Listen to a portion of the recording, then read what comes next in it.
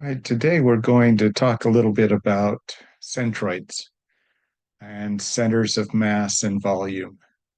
We have up until now lived in that wonderful world of physics fantasy where friction was often negligible and there was no wind resistance, and they told us where the centroids were. And it worked really well for us to understand the concepts that we were talking about at the time. But as you know, much of the world is not labeled such that we know exactly where the center of gravity is on a given object. And so if we were to some moments about a given point and we needed to use the weight of the object, which was another thing we often got to skip, but if we need to do that, which the real world does require, then we need to know how to find the center of gravity. And we'll first talk about it from a calculus perspective, but as we saw in class, many of the problems that we will solve in this section actually deal with composite bodies, which I will get to in a little bit. Here's a prime example on the screen of a time where we would need to understand what's going on as far as the center of gravity, and this one actually would work much better with calculus, as it's a water tower. And generally speaking, with a water tower, you don't fill it and leave it. Generally speaking, with a water tower, you fill it and use it and fill it and use it and so on. And so the center of gravity is constantly changing within this object, but we need to make sure that the forces within the members don't exceed their carrying capacity. So understanding where the center of gravity is at any given moment can be rather important. Or maybe, well, some of you drive an SUV, and you maybe heard that often there is a worry that they may tip. And I remember that was a real big thing for quite a while when they first started introducing SUVs uh, to for general use all over. And it all came down to where the center of gravity is. Notice the SUV is a little higher off the ground, gives you a little more clearance so you can go over some larger boulders or through some creeks and so on. Uh, but that raises your center of gravity. So if you take a turn a little sharper, or even as sharp as you might in a sedan that's a little lower, now you've increased the risk of tipping because the center of gravity is higher. So we had to find ways to make those a little bit more stable. My brother once designed uh,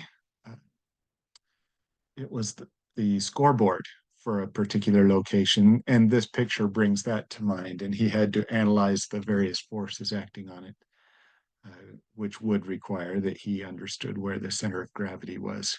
Now, this one has that nice curve in the uh, goalpost's main post there. And so that one would work really well with calculus. Once we do composite bodies, we will stick to some of those basic shapes, triangles, circles, and rectangles that we're used to that make this a little bit easier.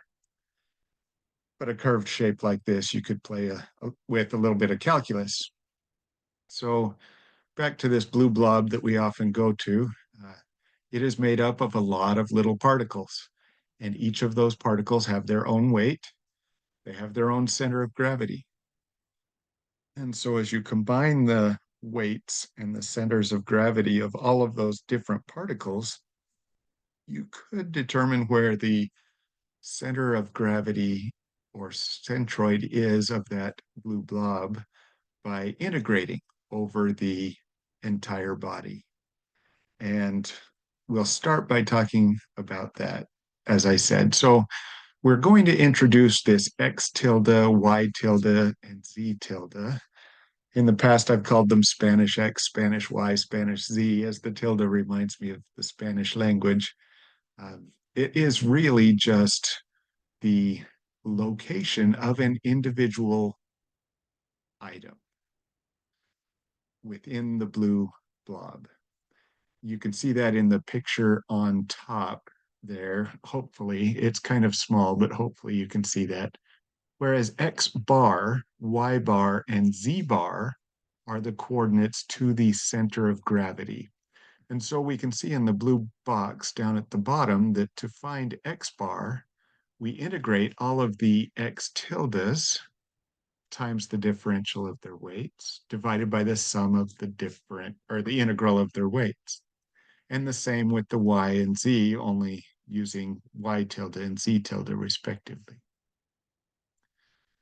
And so again, reiterating that. Now, notice they use weight for that one, but we could also replace that with mass, volume, area, or length, pretty much any different physical aspect of the body to find the center of volume, center of the area, which we call the centroid, the center of the length, and so on. And so if you're asked to find the moment about a particular point, which is at a distance x bar from a particular spot, you know that x bar is the distance to the centroid or center of weight, center of mass, and so on. So that's the difference between those two. X tilde is the distance to a particular spot. X bar is the distance to the actual centroid of the object we're looking at. Now, some of those basic shapes we're used to, like a rectangle. The centroid of a rectangle would be in the geometric center of the object. So it'll be half the distance of the base and half the height. And where those two lines intersect would be the centroid. With a triangle, now this will kind of harken back to those distributed loads we looked at. It is a third the distance from any given side.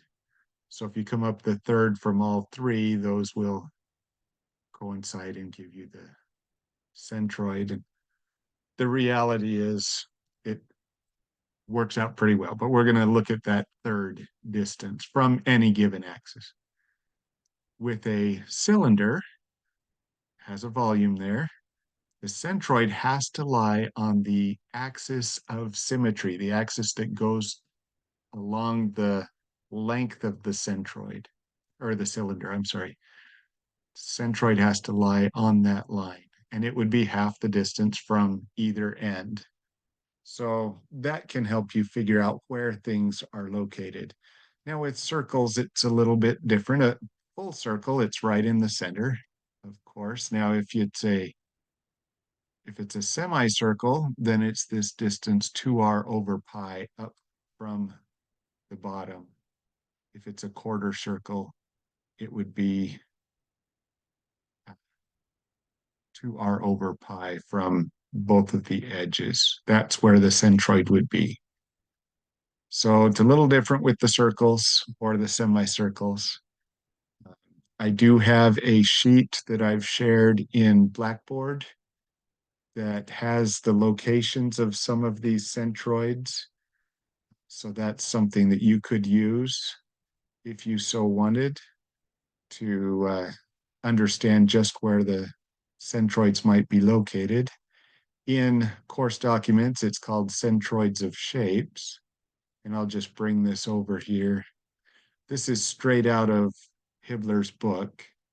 It's in some of the back pages there, but you can see where this has moments of inertia on the right, but the centroid location is there on the left. And so you can find where a centroid is of various shapes. So that could be helpful.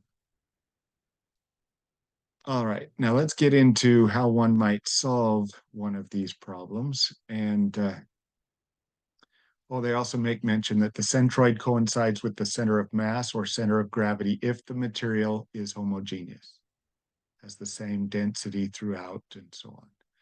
If that varies, now you have to take that into consideration. We won't worry a bunch about that in this class, but you will later.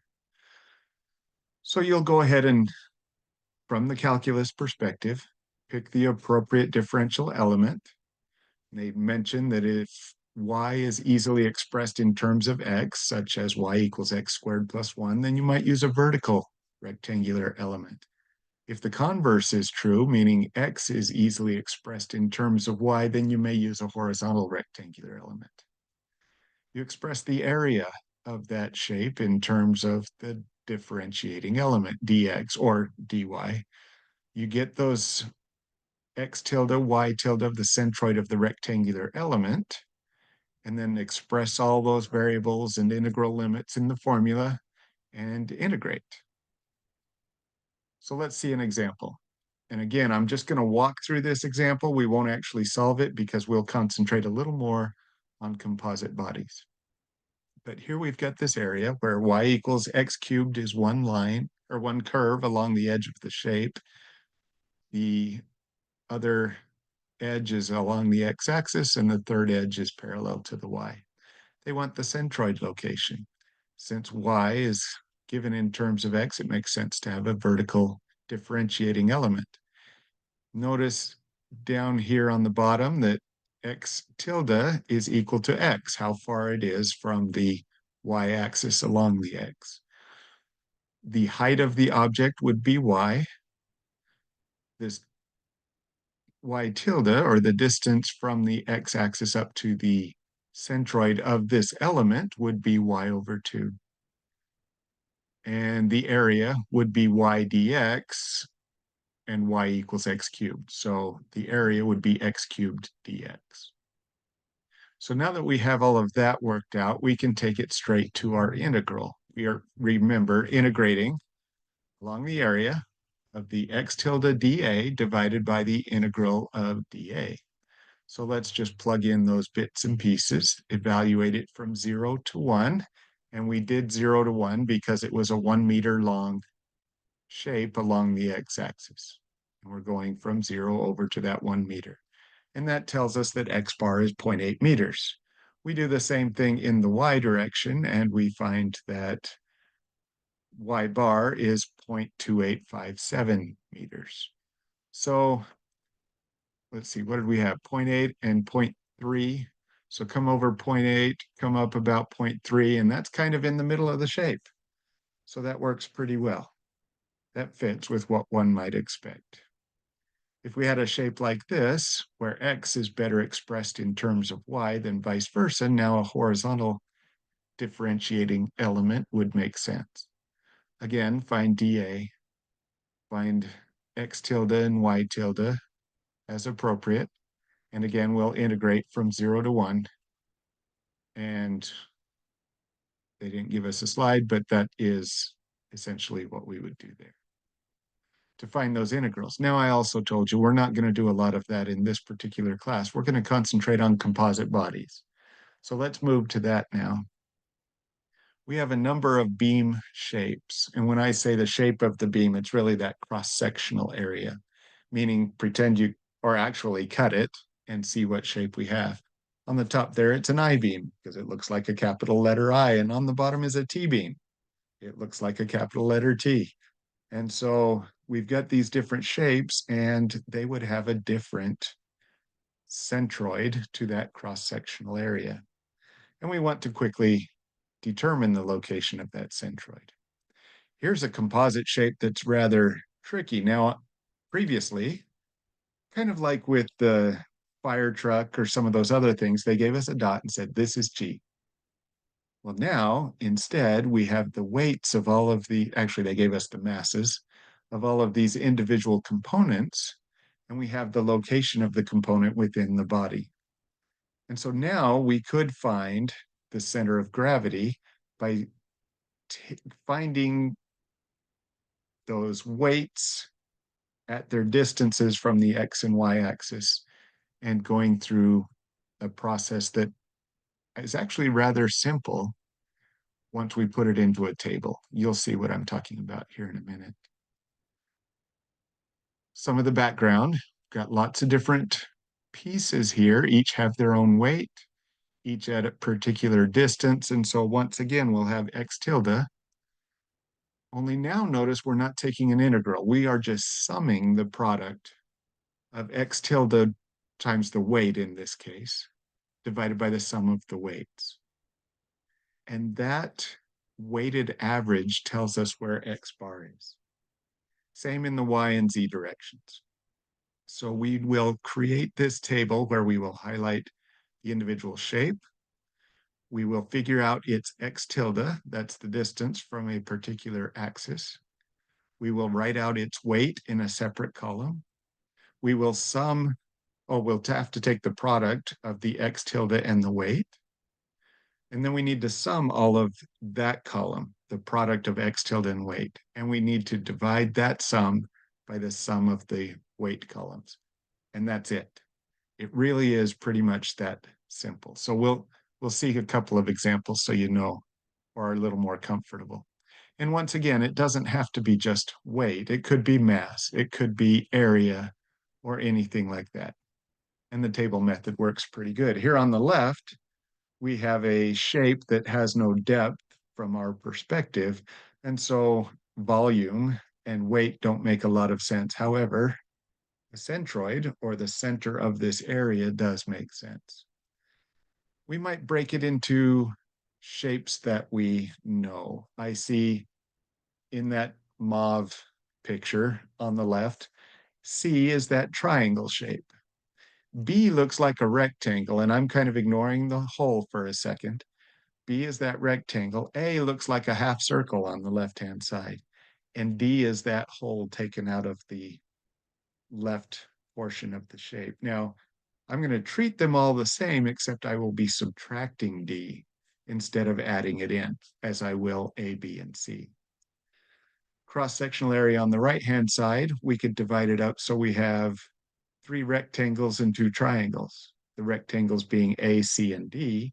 The 2 triangles are B and E. Once you have all of those divided up, now we can break it down into their locations of each individual centroid and take those products and put them together. So that's what we'll be doing here. We will divide the body into pieces of known shapes. Generally speaking, those are rectangles, triangles, and circles. You make a table where the first column is the segment number, and then you have a column for the weight, mass, or size, or depending whatever it is you're solving for.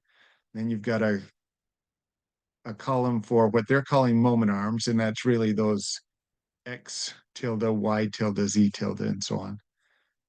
And then you take some products and sums and quick divide 2 sums together.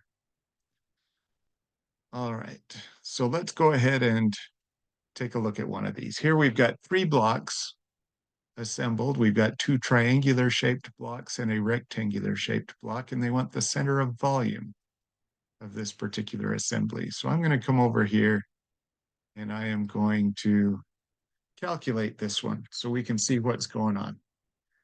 Well, I can see that we have those shapes A, B, and C. And so I'm going to make my table here. We've got the shape itself. We have its volume. I'll need that. I'll need X tilde. I'll need Y tilde. I'll need Z tilde. I will then need X tilde V. I'll need Y tilde V. And I will need Z tilde V.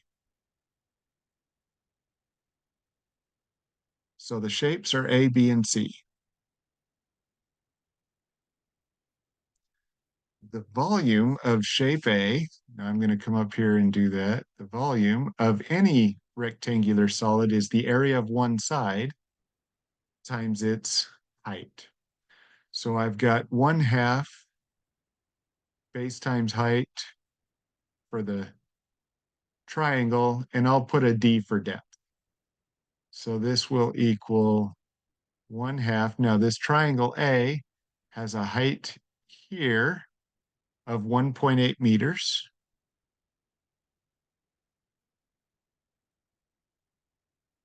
Then I need this base, and it looks like that will be 1.5 meters.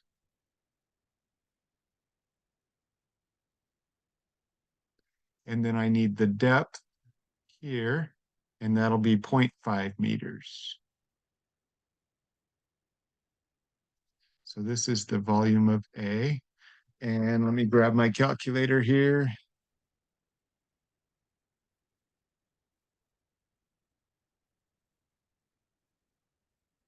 I get 0.675.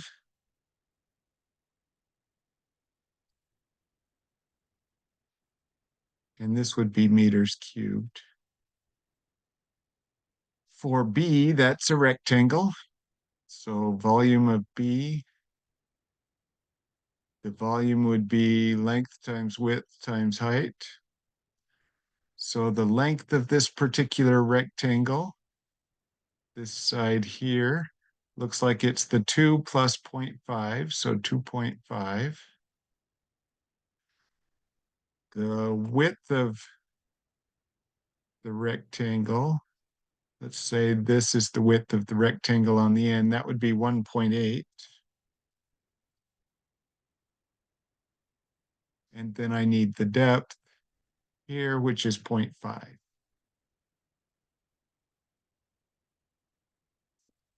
So 2.5 times 1.8 times 0.5.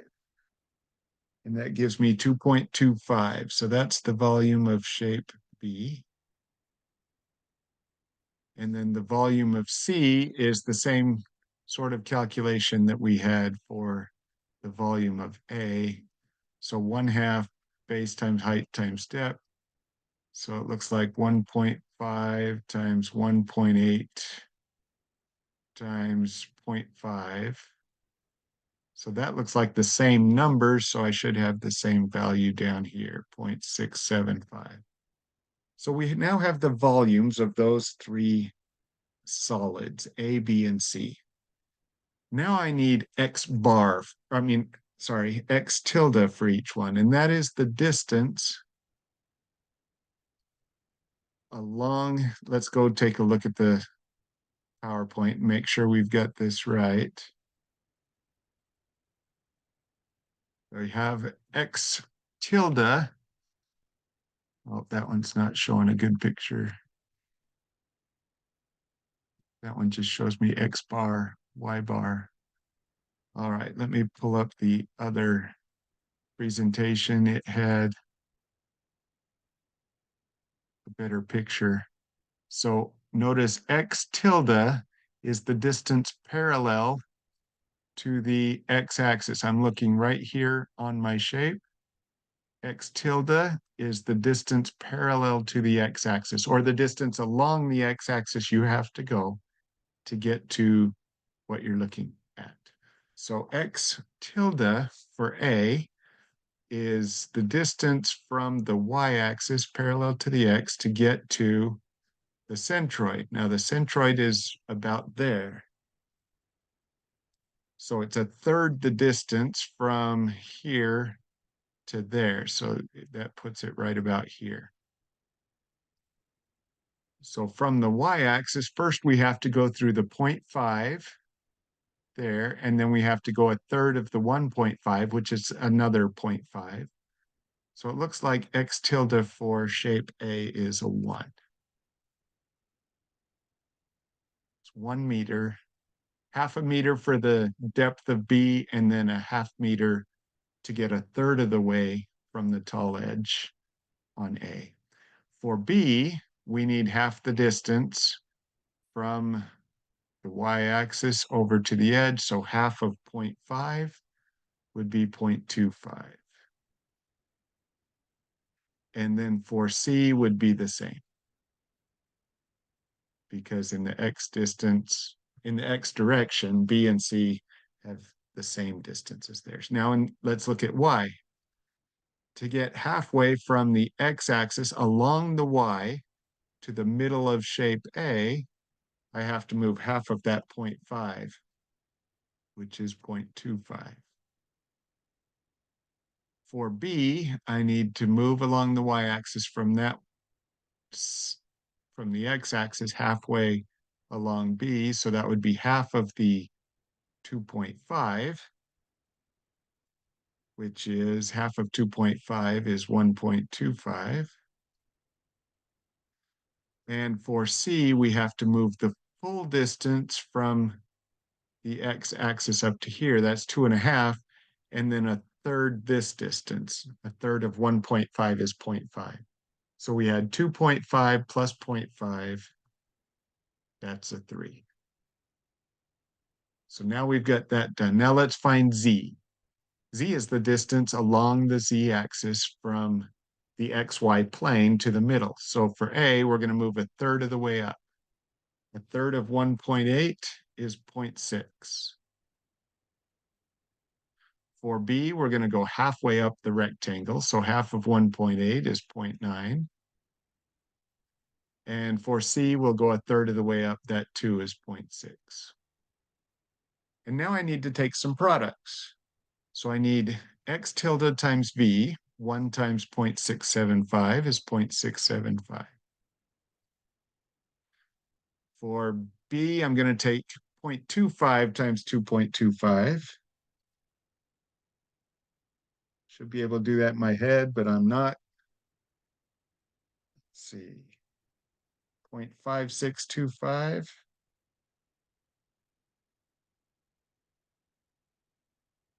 Yeah.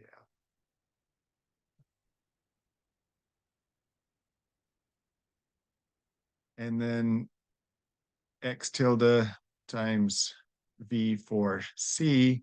So 0.25 times 0.675. And that gives me 0.16875. And I'm going to go ahead and keep those digits. I can do rounding later. I'm going to go ahead and now sum these, add 0.5625 to that, and add 0.675 to that, and I get 1.406. Clearly, I'm rounding at this point, but that's okay. I'll also have to sum the volumes. Anyhow, now let's do y tilde times v. So 0.25 times 0.675, which we just did down below, 0.16875. You can see it'd be nice to give yourself plenty of room for this table. For y tilde, which is 1.25 times 2.25, gives me 2.8125. And now we'll do y tilde times volume. So 3 times 0.675. And again, this is a weighted average is essentially what we're doing here. Same kind of calculation you would do to figure out your GPA. So to take the 2.025 and add 2.8125 to that, plus 0.16875. That gives me 5.01. Now let's look at z tilde times the volume. So 0.6 times 0.675. You can see this process is repeating. And that's why I think it's kind of easy. Now we'll have 0.9 times 2.25, because once you know the process, you just repeat it over and over again. Now for C, we have 0.6 times 0.675. Oh, we already did that one up above, 0.405. Add those together.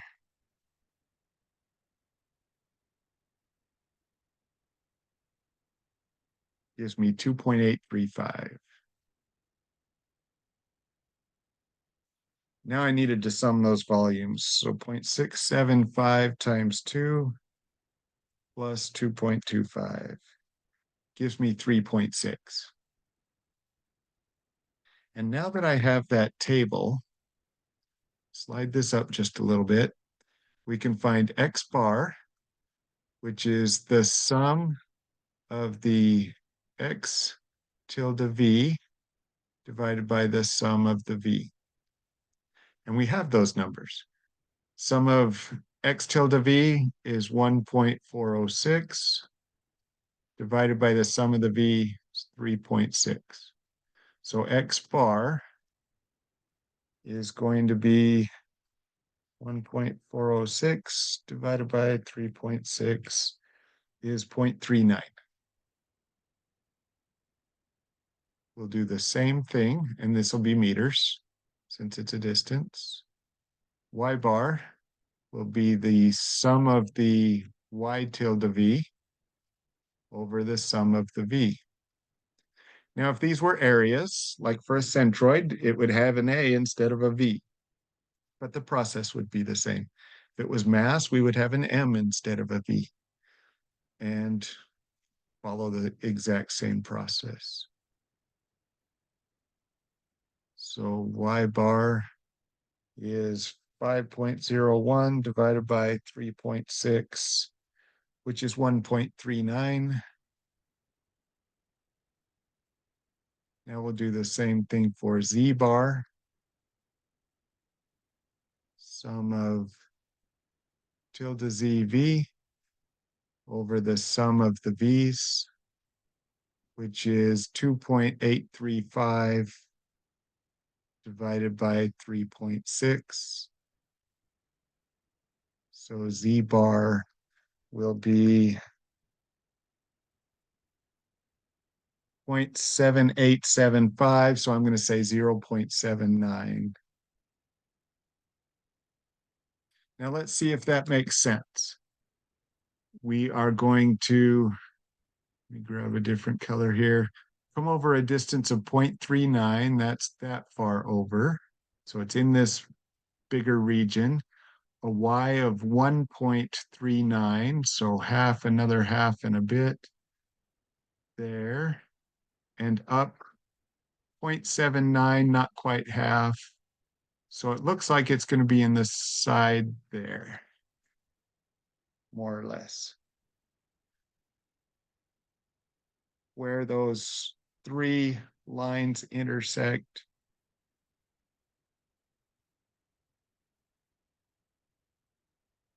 And feel like I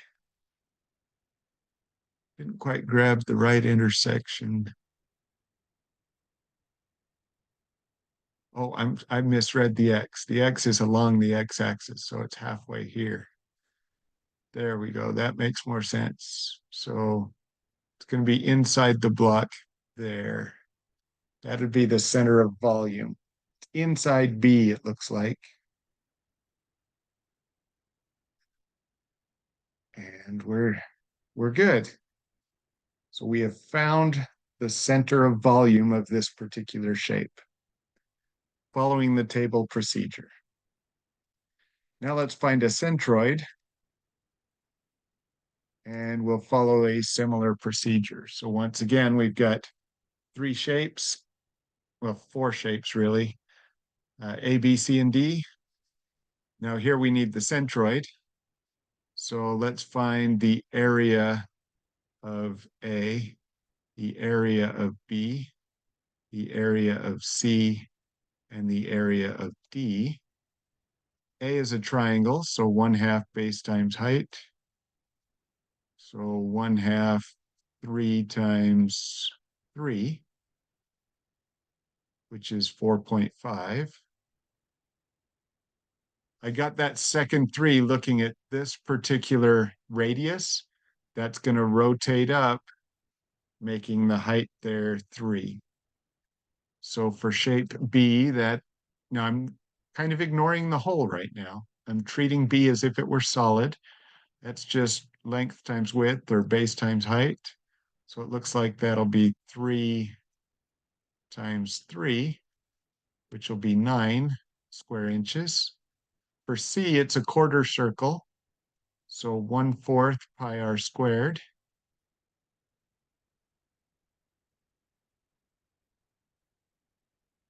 R is 3. This one I'll have to go to my calculator.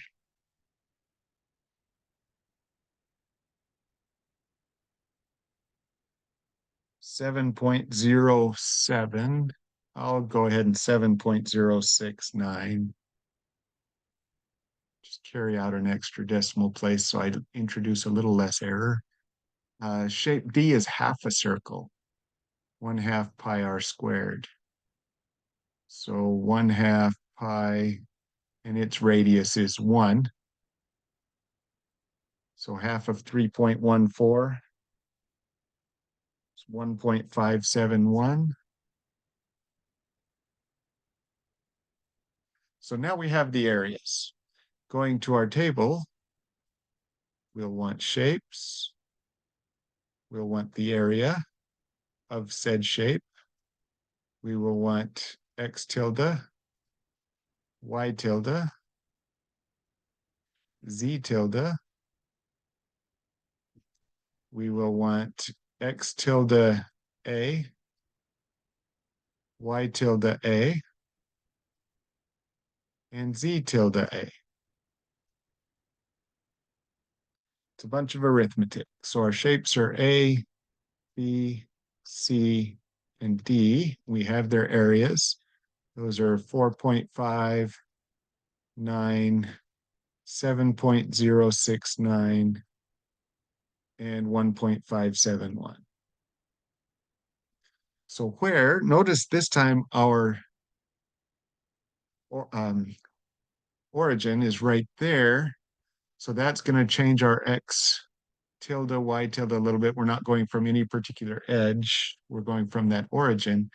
In the x direction to get to A recall is a third here. So we'll do our 3 plus 1 more. So that'll be a 4. In the x direction to the center of B, it'll be half the 3, which is 1.5. For C, now here's where we're going to want that sheet. You bring that back. When you have a quarter circle, it is at pi r over 2 to get to the center. Oh, I'm sorry. Centroid is 2r over pi. L is something different. So we want the 2r over pi. So for C, 2r, which is 3, so 2 times 3 divided by pi, 6 divided by pi is 1.91. And for D, we are at the center, left to right, in the x direction. So that's going to be a distance of 0. Now in the y direction, oh, I didn't even need the z's because we don't have 3 dimensions. This is even easier. So in the y direction, to get to the centroid of A, it's going to be a third the height there. So a third of the 3, that's going to be a 1. For B, it's going to be half the height, 1.5. For C, it'll be the same thing that we had before, the 1.91, because it's still that 2r over pi. And for D, now that half circle, back on that same sheet, again, 2r over pi. R is 1 now, so 2 divided by pi is 0.6366, so 0.637. Now we need to multiply x tilde by the area, so 4 times 4.5 is 18. 1.5 times 9 is 13.5. Might have been able to do that in my head pretty quickly. 1.91 times 7.069 is 13.5. Interesting. And 0 times anything is 0. Now the y tilde times the area, 1 times 4.5, 1.5 times 9, 1.91 times 7.069, and now 0.637 times 1.571 gives me 1. Now I need to sum these 3 columns, 4.5 plus 9 plus 7.069 plus 1.571 is 22.14. summing the x tilde a, 18 plus 13.5 times 2 is 45. Ooh, D was a whole. I need to subtract it, not add it. I told you that, and then I didn't do it. So I'm going to erase that. I'm glad I caught it now instead of later. This is a minus. Maybe I should put that minus out there next to it to make sure. All right, that changes things just a bit. 4.5 plus 9 plus 7.069 minus 1.571. 18.998, so I'm going to just say 19. This one is the same. That's still 45 because we're just subtracting 0. And now here we've got 13.5 times 2 plus 4.5 minus 1 is 30.5.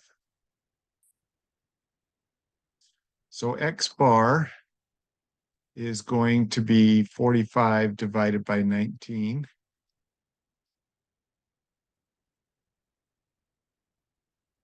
Is 2.36. I just remembered something else. It's 2.37. A and B are in the negative direction, and I didn't count those. Why didn't I do that? That changes things. Because what we want is the X and Y. All right, well, let's see if I can just delete this. And now these 13.5s will cancel, so this becomes just negative 18. Oh, I need the right tool, though. And now they want me to take advantage of the AI. This would be, the Y's are all positive, so that's okay. It's the X that was different. Oh boy, I should have paid more attention. So negative 18 divided by 19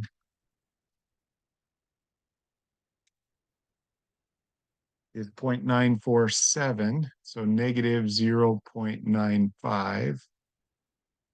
And Y bar is going to be 30.5. And those all are above the x-axis. That's why they're positive.